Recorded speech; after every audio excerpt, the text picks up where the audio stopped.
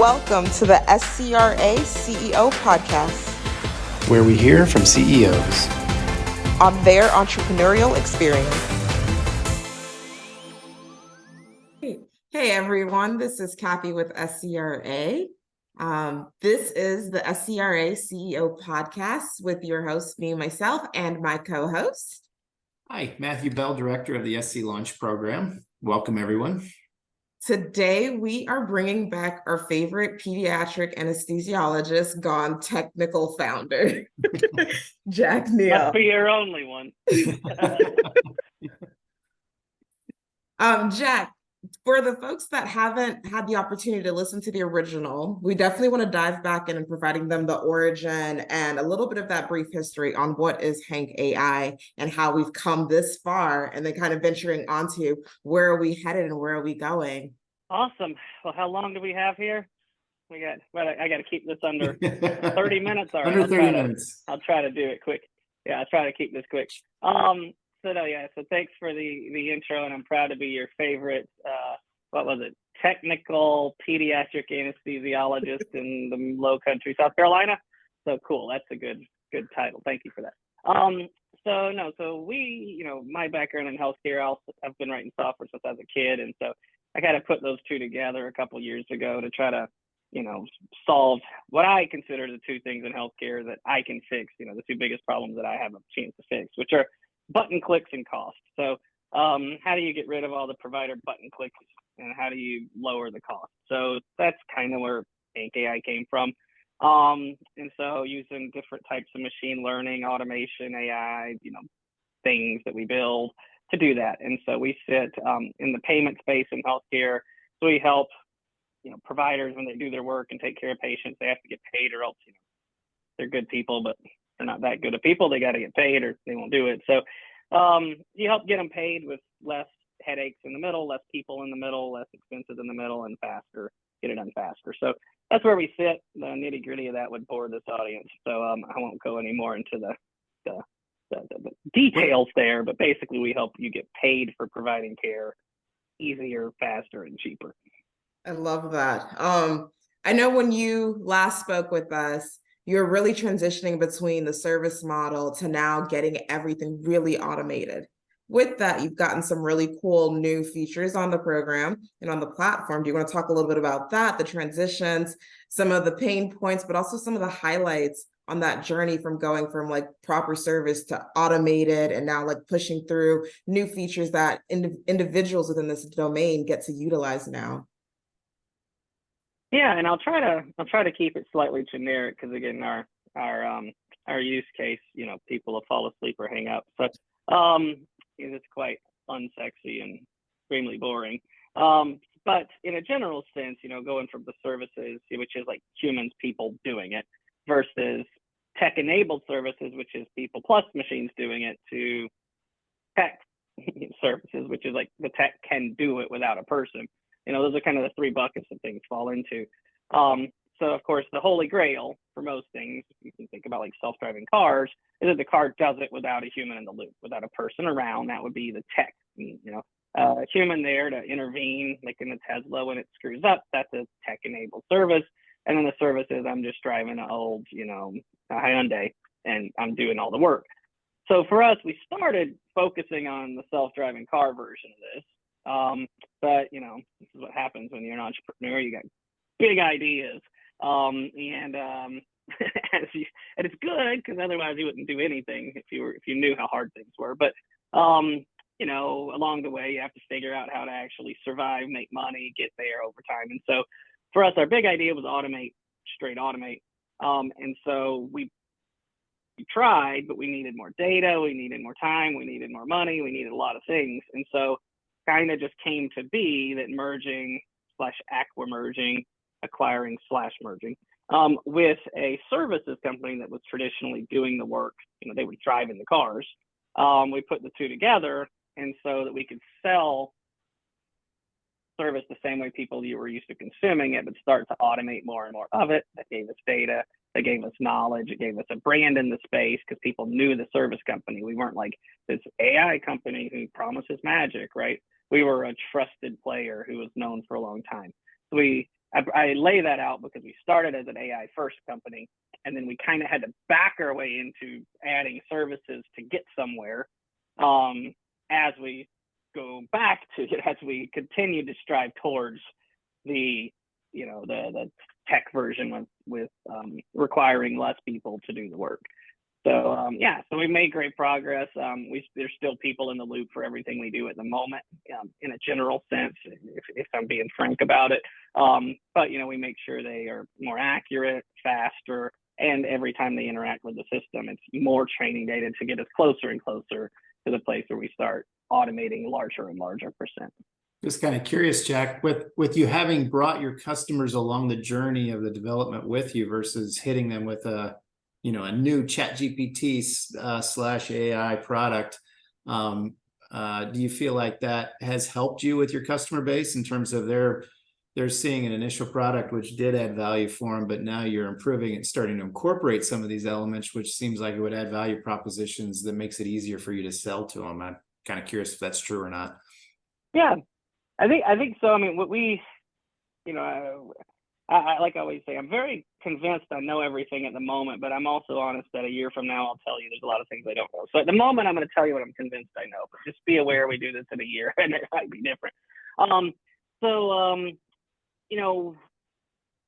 You would think that if you can just show some numbers that are verifiable and true, like you show some accuracy metric, you showed this stuff, that people would be, that you would, to the customer, they would say, that's great, that's better than my people, that's good enough. And you'll save money, let's go, right? That is not at all what I've found to be true. That was the premise, but it is not proven true. There's, in a space that's highly regulated, and when things go wrong, large lawsuits can occur, which is how healthcare payments are, the numbers hardly matter during the sales cycle, at least. What I find that matters far more, and we've landed some very large contracts, what matters far more is the comfort that you're not going to screw things up. That matters more than, the fancy objects and the promises. So I think it still comes down to people, right? It comes down to, are you a trustworthy organization? Even though you're building fancy stuff, it's going somewhere, do people trust you and your organization? That's what it feels like now is the most important. And so for us in the sales cycle, it's not push out promises about how good these things are, promises about how accurate and how much you're going to lower your costs and all the typical marketing things. It's far more the comfort first that we are going towards the direction of the future, right? We're getting you where you want to go, but you can get in, you can trust us, you can see and feel and everything first before you ever commit to that. So basically we sell predictions. We give them the predictions as part of the product for free. And the only difference between prediction and automation is them flipping a switch, basically, and saying, those are good enough. I'll take those without you. I'll take those automated. So I don't have to sell them anything. They tell me, why am I looking at all this stuff all the time? Just drive the dang car. Like, why am I in here? And they start pushing me to say, I don't want to be paying attention anymore, other than me tell them they don't need to pay attention anymore. Mm-hmm. So that's sort of the approach we've taken now. I think it's the right one. But again, to do this in a year, maybe it's different, but that seems right now what's been working. I like that. I want to highlight that the comfort that you're going to not screw something up, that need right there is what's really driving the sales. Typically, what I find is that people are looking for, like, how do we add shinier pieces to all of the objects? But the people piece of, like, knowing your audience and really understanding your audience to get them on board and build that user adoption. I like the way that you phrase that. When I think about founders and the idea of giving your goods for free, when you're already in this weird space of you don't really have your base, you're trying to build your revenue and you're really trying to build your company, the idea of doing this free feels a little daunting. How do you, one, as a founder, switch that perspective of doing the trial and solidifying and building those relationships, but also getting individuals that you're really marketing to and your beachheads to want to participate in that too? How do you bridge that? Yeah. So in our case, and to be clear on this, we're not giving the product away for free without them paying for something. So just let me explain this. So while we started out just really focused on medical coding automation, right? So that's sort of like the self-driving of the car, right?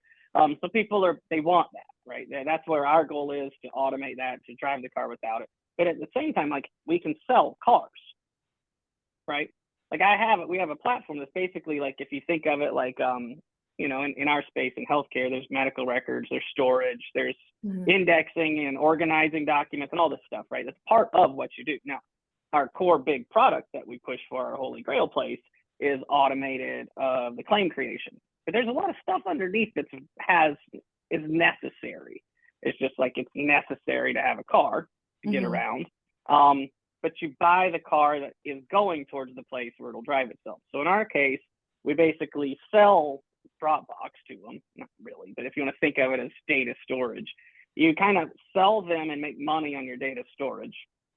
And at the same time, you start showing them the other features that are closer to the future. And you can throw those in there for free so they can see them and feel them. But then if they want to flip a switch to, it's very nuanced, but like the prediction itself, they still have to look at, touch, approve, and all this stuff. If you want to go from prediction to don't look at it at all, that's what you pay for, because then we have to audit it, check it, and then we're guaranteeing it. Before that, this is just, there's no guarantee, right? You accept all that stuff and it's all wrong, that's on you. So it's really, we sell a product that includes that as a feature that we give away for free inside of there. So they choose. I think it's like, if you have a product that's an automation, what are people already consuming? Like, they're already doing something probably around this, if it's related to data or objects. So can you sell that thing that's as good as the status quo? And then you be trustworthy that you're building the future on top of it with it. So you can give that and test it along the way for free. So so we're not just saying, hey, use all our auto coding stuff for free and then tell us if you want to pay for it. Like, we run out of money doing that. They are paying us for the base product, which is something that's more of the historical product, but they're getting the next generation with it. Bonus nuggets in there heading into the future. I like that. So you're going through this journey. You've got this vision of what you were going to do. You pivoted a little bit and basically adopted a model for development that was a little more service focused versus automation focused, but with the intent of going full automation in the future. You've also started to get your customers into a position where they're trusting your product. You're starting to scale a little bit.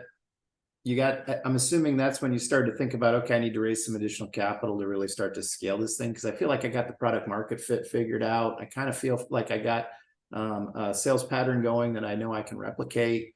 Am I off base in kind of what I'm saying? And at what point did you feel comfortable going out into the market and saying, okay, I'm going to raise a sizable amount of capital?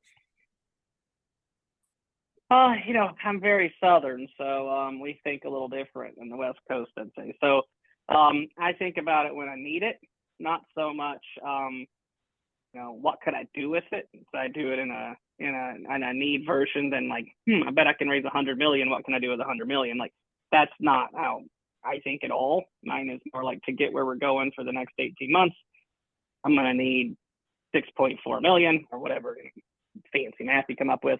And so that's what I need. And so for this, we land the contracts first. It's a delicate balance between not over hiring before you have the deals, and not overbuilding before you have the contracts. And so for us, it is land the contracts first, right? So build the MVP, build more than an MVP, build a totally functional product, but maybe it's lacking in some of the cool automation things that are the future. But get more people signed up, right, into this product. That's what we've been doing. But then I need more people to support it, right, to be able to onboard into it, to be able to support any issues, because it's a lot of fancy stuff in there, and to drive forward what's coming. But I think it's really, I've pivoted a little in how I think about the team, and it's try to figure out what can I do that's the biggest impact with the smallest team. And I think that that's important in the environment we're entering, because capital is getting tighter and tighter. And the way that it was, you know, for 20 years almost, it's been, if you see good talent, hire it and figure out what for them to do. And that is, I think, flipped over completely now. You see great talent getting let go a lot of places. And so it's really focus on the product, focus on where you're going, focus on your direct needs in the time period, and try to raise as little as you need to get through that. Because with valuations and the cost of capital, you're going to give up a lot of the company right now. So try to give up as little as you can. So yeah, ours is need based basically, to make sure we don't blow up with customers, to make sure they're happy, to make sure we add features they need, and to push and drive forwards towards, that delicate balance of growth over, capital spending. That I apologize. We had to switch to a different browser for the rest of this presentation, but we're back and we're going to continue on. And we were just at the point where we were talking about fundraising and fundraising in the difficult environment right now, and starting to get into a little bit as to Jack's experiences with regard to what fundraising was like over the last couple months. How difficult is the environment, and what are your thoughts about trying to raise capital in the Southeast? So, in the last couple of weeks, as we sort of started out this fundraise, now we paused one earlier this year. We had some work to do. It was clear when we started that we needed some more of our contracts signed, some more of our platform revenue ramped up. We already had some contracts signed, but we got more large ones, and our revenue is growing much faster now on platforms. So yeah, we're in good shape now. So now we're doing our actual round, and we've already got what should be leads, and we should have it filled. We're pretty much starting it next in November, like officially starting it with everything in November. But I think we've already got our investors for it. But yeah, it's interesting. I for better or worse, I'm always looking at macroeconomics probably too much sometimes. I mean, I think it can be confusing, and maybe sometimes I'd be better served to just focus inward on the company and forget about the world. But it's kind of hard to do because it impacts us so much. So yeah, I pay a lot of attention to what's going on in macroeconomics and markets that are just in capital and bonds, and sorry, I meant cost of capital and bonds, in equity markets, and valuations of private and public companies and all, because that does affect you somehow, right? Even if it's not crystal clear, it's affecting all the investors, which means it's affecting you. So it feels like, rates are going to keep increasing, right? And I'm not just speculating here. The writing on the wall from people who are smarter than me.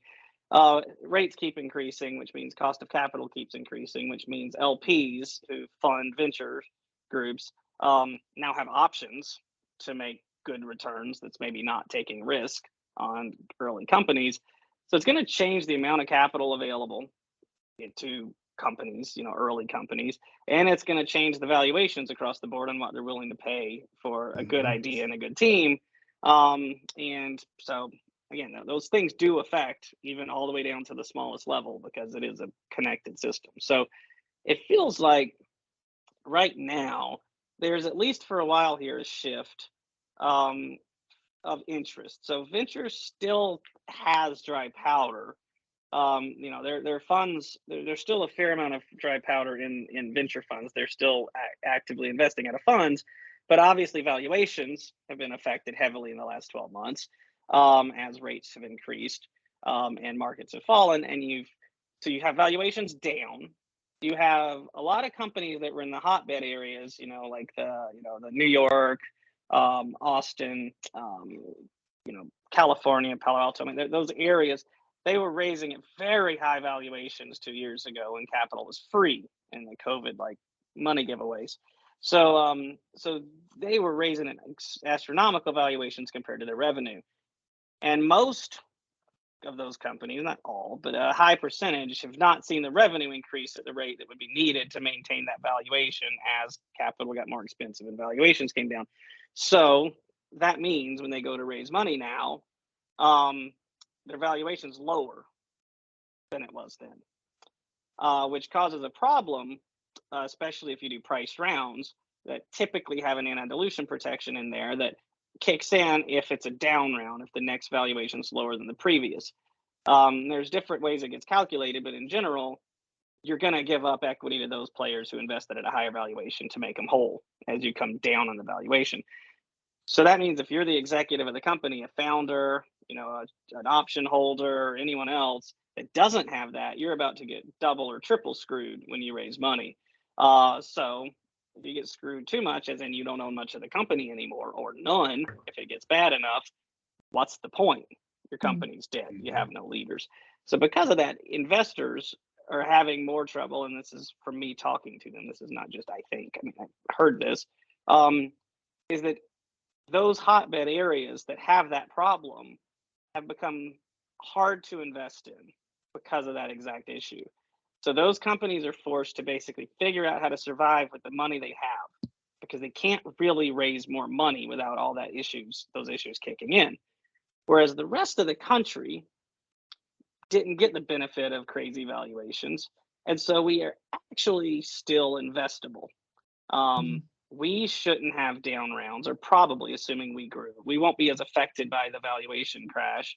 And there's still money to be invested. So we are actually in a better spot than on an average times, relatively speaking, compared to our peers in the better areas. We have a moment where we are, I think, use the word sexier, from an investment perspective, all things equal. So I think it's our opportunity. There's the for years you've heard, West Coast investors and others, give lip service to, we invest all over the country. I mean, that's, they mean that as much as they do their DEI efforts, right? So I mean, it's not, there's good intentions, but it still just never made sense. Now it makes sense. I mean, now it's prudent. So I think now you actually see it. It feels like it's happening. Yeah, yeah. One of the things that a lot of investors, at least from the ones that I've learned from, is that when you're doing your evaluations as a company and as an entity, it's really thinking about how many more rounds are you going to be doing past that first one. It's one thing to go in hot and heavy and just saying we are worth this much and it's an obscene amount. But I think people forget about that piece there, to where, what if something does happen economically and you have to do a down round? You have to think about those ramifications and how they're going to impact you on your ability, one, to incentivize future employees, employers, and things of that sort. But then two, how does that impact your initial investors? Those are things that I feel like they don't happen. Those conversations don't engage early on when you're creating that first round, that first deal, because those deals and those terms matter just as much 10 years down the line. If you are raising again, 5 years later, 6 years later, 10 years later, they're going to be impactful. They're going to impact that ability to do and continue to grow. So I'm glad you touched on that. Yeah, I think early on when you're first starting, if you don't have experience, like when I first started and I didn't, we found good attorneys who had, actually taken company. They were like Twitter and Kate Spade's attorneys. They were out of Austin. And the deal was, when we were setting up the initial stuff, I said, tell me what to do and don't let me do anything weird, right? Because they know stuff I don't. So I want to do normal, customary things. I don't want to do creative. I mean, I like to try shit, right? No, but I don't want to try shit there. So sorry, I don't know if I can cuss on this. Sorry, Mom, I'm sorry. I apologize. So, yeah, I think find people you respect, who have done it before. Not your buddy who's a lawyer, unless they've done it before, right? But do things that are normal and customary, and probably the things that are typical are things that are the best situated down the road, when you don't know any better. I didn't know any better. So yeah. And there's a lot of free resources out there too. I don't know if you ever had the pleasure of surfing the web to find resources as you're patting yourself for the future. Do you have any that you think founders would benefit from? Just ask whatever you have to Chat GPT. Just go with that. I mean, it's gonna be as good as, it might be wrong, but it's better than reading too much. I don't know. I'd just do that. Use your common sense in the response, and if it doesn't make sense, go actually look it up. But I honestly, that's what I do.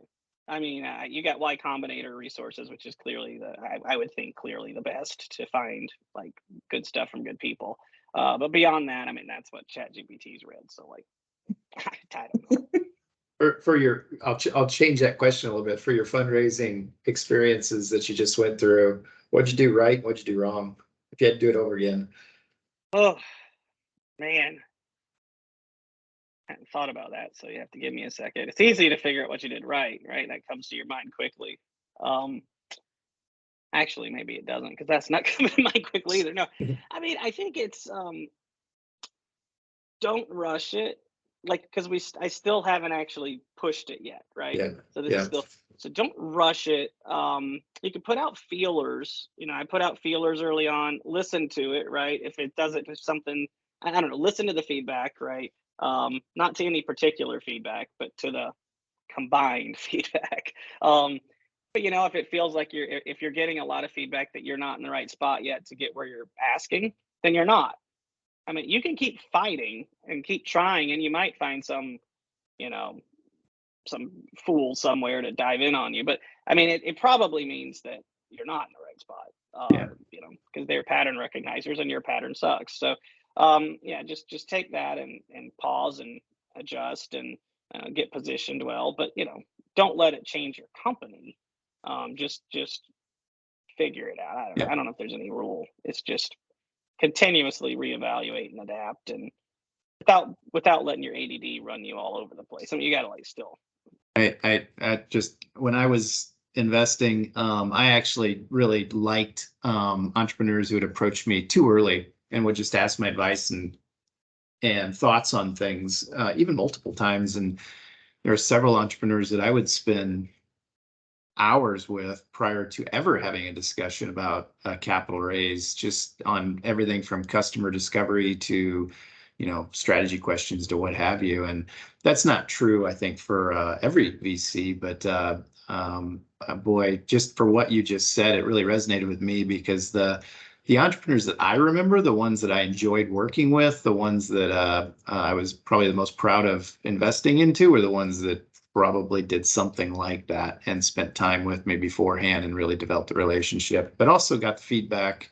What are we looking for? Why are we looking for it that way? And I think there's enough investors out there who like that approach that's probably something that would be advisable as well. Well, yeah, and if you think about it, I think I'm probably some degree of ODD, like oppositional defiant disorder, right? I don't like getting told what to do, so that's good and bad. But still, one of the Yep. things that in this world, like when I look at it, is investors, their goal, like a venture investor, their goal is to invest in companies that are worth more later, Yep. right? So at least they have a good pattern recognizer of what it takes to be worth more later. Yep. And if you're not matching that, then probably odds are you aren't going to be worth more later. Yeah. So, I mean, it might not be true, but across the board, odds are that's true, unless you just happen to be lucky. And what are the odds you're, And that special? I think for me, and most investors, you're looking at hundreds of deals a year. And when you come in to pitch me, if I'm a domain expert in that area, I probably have already seen something like you, or already have an opinion on your area, or have some thoughts on your area, or already know the strengths and weaknesses of your area before you even start talking, which means that I'm probably holding something in my head that's of value to you in some way, shape, or form, either on the investment strategy or on the strategy itself, that's useful. So that's part of the reason why I think these conversations are so good at the beginning, because you're not only getting to know that investor and figuring out if they're a fit for you, because this is a two-way street, right? You're trying to find people who are aligned with what you want. Exactly. But also there's probably some nuggets in there that are really valuable for you, I would think. So. Well, yeah, and when you do meet an investor, when you're going to get in bed with one, or get married to one, and it depends on the relationship. Some will just be cash and run away, passive, and some won't be. But if you're going to be working together, you have to make sure that you respect them, because they're going to tell you what to do sometimes, right? I mean, so if you don't respect them, it's going to be tough. It'll be really hard, and it'll be conflicting. So either you need to respect them, or they need to be passive. And I think just trying to figure that out early on, and then the last piece on this, and then I'll stop it, is part of my strategy has come to be like when I meet investors early, before I'm planning to actually raise, when somebody's introduced me or something, I normally lay out where I expect to be when I raise. So like, here's where I expect our company to be. Here's sort of the things I expect to hit by the time we go to raise money. So whenever I do come with that, they have some his bellwether of whether we are already like getting where we're going, right? Are we treading water, or are we actually hitting home runs? And so go ahead and lay out your targets early, so when you go back to actually pitch, you can bring that back and say, look, we said we were going to have these 2 deals signed and have this revenue, and they'll be like, oh, Yeah, you that's did exactly get right. there. Yep. Yep. So Sets expectations up very nicely. Yep. I like that a lot. I think we talk about it as inflection points internally, where you're identifying what milestones can you reach and how do those milestones impact the value of the company as a whole. And I'm glad that you touched base on that, because that is something that's important that founders should pay attention to and really paint that picture. I'm going to pivot a little bit. Throughout your journey, what has been, and it could honestly be like your lifespan, throughout Jack's becoming, what has been the best advice that you've ever received?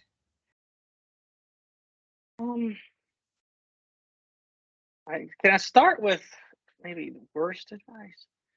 So I think I've spent years like listening to, taking in a lot, right? Like in school, I feel like I've been in school for 5 years, which means like I've had coaches and a lot of different things, and I've been listening and learning and listening and learning. And I just turned 40. And so, when I turned 40, I've made a few changes in life. Half my life's over, probably half, maybe slightly less than half. But one of the changes was to try listening to myself more for a year. I feel like I've learned a lot, I've listened a lot, I've taken a lot in. But it's time to, go from being the student to being, on your own. And so for this year, I'm mostly trying to just be comfortable in my own skin, be comfortable that I know what I'm doing. I've learned where I need to be, and just do it. Don't try to bounce everything off a million people and get a million feedbacks. It's exhausting and overwhelming. And I think now I've done enough of that. So this year is going to be me, right? To run the company the way I think the company should be run, to focus on the goal. And this is with our team, of course, not just Jack in a silo, but I mean, without really like pinging everything off of advisors and direct, just we know what we're doing. Let's go. Let's go. Let's be comfortable. Let's be confident. And I think it's taken a while to get there. It's my first company. There's a lot of things. Again, I don't look like a minority because I'm not by any other shape of the imagination, but I am a physician who started a tech company. That's a minority in the investor world, right? That is not a pattern that they normally say, boom, that's a good fit. So in that world, you got, it is harder in that realm, but it just means that the win's going to be that much more sweet, right? I mean, it's going to feel even better because you did have to try harder. So I don't know. I mean, the best advice, probably, I don't know if I gotten any direct solid business advice that I can resonate on. I mean, maybe it's the stuff by Simon Sinek. This is more of a podcast by him, but about the finite game versus the infinite game, like that thinking. I think that is probably helps me more than anything else to continually force myself to think in that realm, which is, the finite game means there's a winner and a loser. It is that you had more points at the end, or your revenue was higher than them, or whatever your target is. It's defined, it's time framed, its goalposts are set. The infinite game is more like Apple versus Microsoft, like who's better, right? Like based on what, right? Based on like number of products, revenue, happy customers, happy employees. Like what is it, right? And I think when you think of it, like for me, it is you can artificially create enemies, because that's what drives us as humans, right? Is sort of competition, our rivals. So you can artificially create them, even if they don't know they're your rival, in order to drive you and your company forward. But you need to remember that's part of your finite game when you're playing an infinite. So you're trying to beat them in the short term, but that's not the game. That doesn't win. You spend all your resources and beat them and you die. Like that's a loss. You lost the game, right? But you won that little war, or that little battle. So I think for me, noticing that and paying attention to that, that it's never like us against a competitor, and that I think, and I get focused too intently on that as the win. That's not the win. That's helpful to Mm, drive forward, but you beat yourself. You constantly need to be beating yourself. Um, and I think that probably is the most helpful mindset. And I don't know if it's specifically advice, but that mindset I think helps me to stay driven by rivals, to be better than yeah, rivals, without being consumed that winning is beating them. mm, Because that's not a game. You know, that's not the game we're playing. We're playing the mm, game that's longer, that's bigger, that's greater. mm, To be a great company with happy employees, with lots of revenue, that make money for our investors, that, well, you know, made a dent on healthcare and reduced button clicks, like all those things. mm. That's the game, right? But along the way, we can try to beat some of our competitors. There I you like go. that. I like that a lot. Um, where did the people find you? If you search on LinkedIn, I'm Jack Neil. Um, and my email is jack@jackmd.com. So you can email me, and long as you don't send a lot of spam, it'll probably make it to my inbox. Yeah, but no, I mean, I love, you know, thanks for doing these podcasts. You know, I love South Carolina. I think, you know, we we aren't. When I raise money, people say, "Where are you from?" I typically say, "From the heartbeat of technology innovation." You know, Columbia, South Carolina, and of course, that's good for a fun giggle. Um, you know, but you know, we have a good school here. I think we have people with integrity here. I think we have smart people here. Um, you know, that just takes time, right? You can't force Yeah, something to be. I think, you know, the more of us that just keep staying home because we love it, the more that get, you know, some type of, you know, support from, you know, the region, you know, get connections into, you know, for me, I think our biggest thing we could do is we have a lot of companies here, and I've worked with some of the folks up in Greenville, like John Warner up there doing some stuff, but there's a lot of companies here in the state. We have a lot of healthcare, lots of manufacturing. If we intentionally can create a culture where those companies look, I mean, truly look for early companies in the state to work with, not like we force it to be, but if we can create a culture where they desire to, as part of their deals when they get tax breaks or other things, to come here, like if we could create, like they have a desire to work with early companies here, that's part of their mission, yeah, then we can start to grow because we have those companies here. They just, for us, it's hard. Like I don't have deals with MUSC or Prisma or any of the big players right now. Right. And it's not necessarily their fault, right? I haven't tried exceptionally hard too, but it's because I know the state and I know the culture, and they tend to prefer to work with Microsoft or Google, you know, large players. And so if we can slowly work that culture out, I think we can actually drive some things forward. But we do still have, if I had to give one thing that's still a headwind in this state, I think that's something fixable. But it's just takes a culture of, Yep. of, of trying to. Jack, thank you for your time today. We appreciate you walking us through your experiences and your story. I think that's a big part of this, and wish you all the best with the company and the finalizing your fundraise going forward. I like I it. Yeah. appreciate, yeah, I appreciate it. And I'll just leave you with the quote that I think is the quote of every entrepreneur, which is, "We do this not because it's easy, but because we thought it would be easy." I like that. I do. I love that. Yeah. Well, thank you again. Yep. Thank the audience for listening, and we just appreciate everything that you're doing and being the champion for South Carolina. Yep. Thank you all for your support as always.